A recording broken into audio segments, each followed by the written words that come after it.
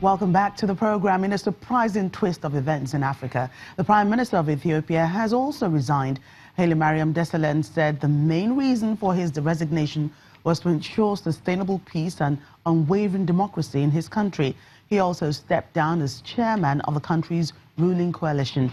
His departure comes amid months of anti-government protests in Ethiopia's largest regions. In the latest violence, 10 people were killed and dozens more injured following an opposition protest in the capital, Addis Ababa. Despite the government's release of thousands of opposition supporters from jail in recent weeks, the protests have continued. Well, tributes have continued to pour in over the death of Zimbabwe's main opposition leader, Morgan Tsvangirai. The latest coming from President Emmerson Mnangagwa. Earlier today, the president paid tribute to his former opponent for his commitment to democracy and engaging with the wider world. For many years, Emmerson Mnangagwa and Morgan Tsvangirai found themselves on very different sides of Zimbabwe's political divide. After a long battle with cancer, Zimbabwe's opposition leader, Morgan Tsvangirai, succumbs to the cold hands of death at the age of 65. The former Prime Minister, who died in South Africa, was notable for a career that was marked by a long political struggle against former President Robert Mugabe. Since the news broke, Zimbabweans have been reacting to his death. Demise of Dr. Morgan Tsvangirai, the MDC leader and former Prime Minister of the Republic of Zimbabwe, is a sad occasion for the people of Zimbabwe. It's a huge loss to the people of Zimbabwe.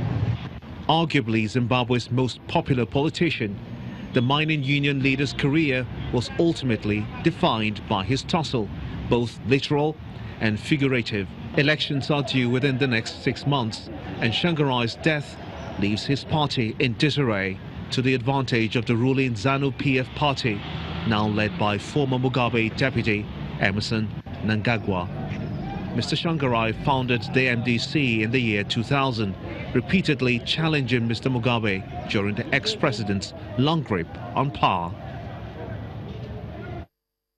Let's get back to our top story. Today, newly elected president of South Africa, Cyril Ramaphosa, has just been sworn into office. He had been elected as the new president after the embattled leader, Jacob Zuma, resigned last night. He was the only candidate nominated in parliament, so no vote was needed to make him president.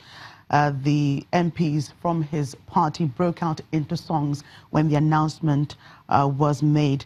He says the issues of corruption and how to deal with state capture are on the ANC's radar. I'm sure we're going to get much more of what he intends to do with the country when he gives his State of the Nation address at some point tomorrow afternoon. I believe Friday afternoon he's expected to give that. So we'll be following that for you and bring you events in South Africa as they continue to unfold today and right into the weekend. Okay, let's get more on Zimbabwe and the death of opposition leader Morgan Tsvangirai. African affairs analyst Achike Chude joins us on the program.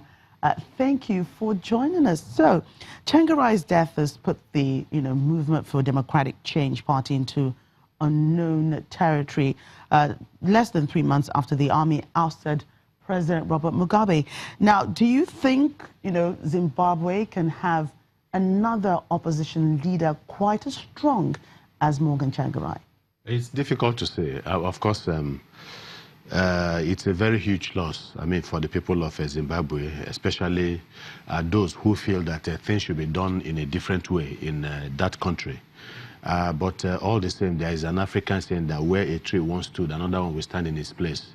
There was, at a time, he did not exist. Then he came on the scene and then achieved the kind of popularity that he did achieve in Zimbabwe, and they bestrode the political firmament in Zimbabwe like a colossus as an opposition leader. There is no doubt that there is so there will be some level of loss over. He is no longer existing.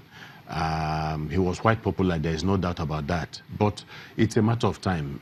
For as long as the social, political contradictions in Zimbabwe continue, you're always going to have people who feel differently about how that country is going to be run or should be run.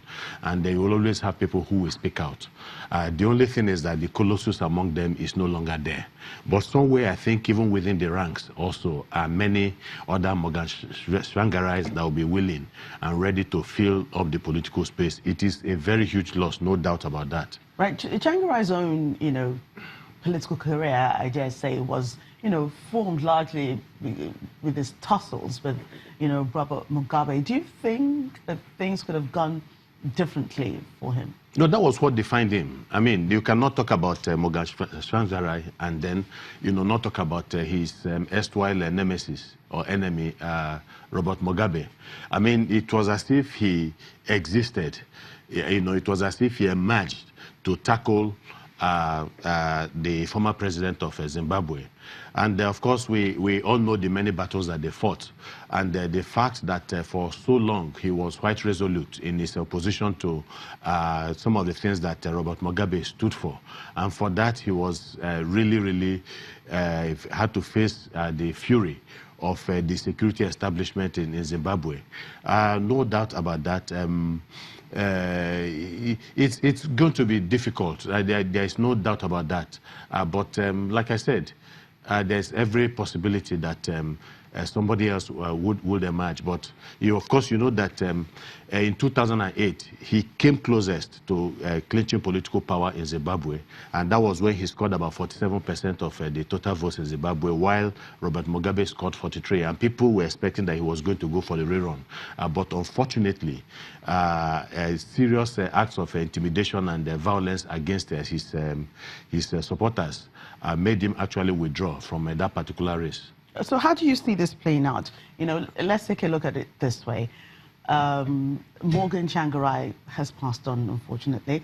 Robert Mugabe has also exited as the country's president. A new man is in place.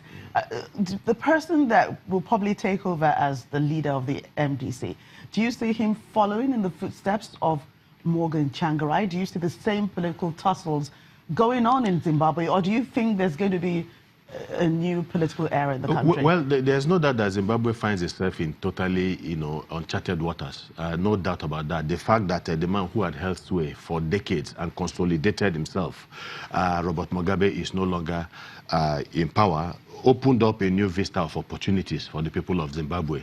The fact that his erstwhile enemy, Morgan Tsvangirai, is no longer, living, also opens up another vista, yes, in opposition to what is going on, to the ZANU-PF government.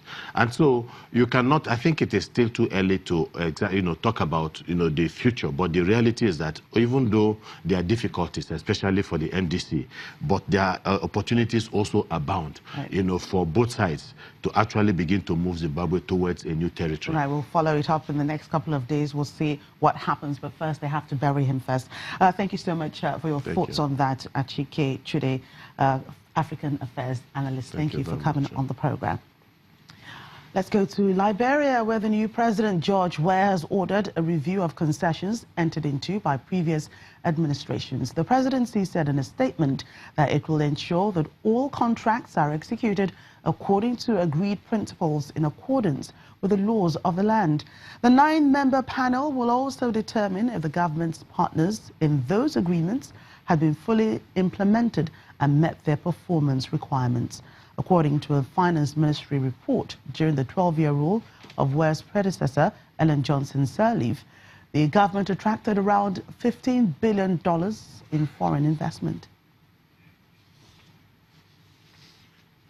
Well, that's Network Africa. Thank you so much for watching. I'm Joke Rogers.